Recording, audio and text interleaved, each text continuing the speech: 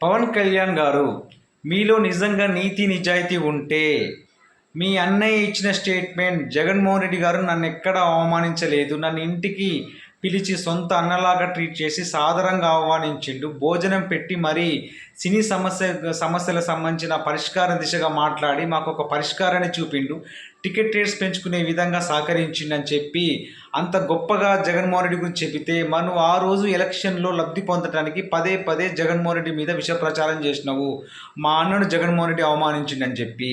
దానితోని ఒక వర్గాన్ని మొత్తం జగన్కి దూరం చేసి ఆ రోజు ఎలక్షన్లో లబ్ధి పొందినవు. మరి ఈ రోజు ఎందుకు సైలెంట్గా ఉన్నావు? నిజంగా నీలో నీతి నిజాయితీ అనేది ఉంటే మీ అన్నయ్య చిరంజీవి గారు ఇచ్చిన స్టేట్మెంట్కి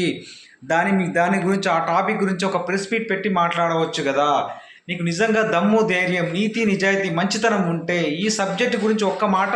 గత 10 రోజుల నుంచి ఒక్క మాట మాట్లాడకుండా ఉంటున్నావు ఎందుకు?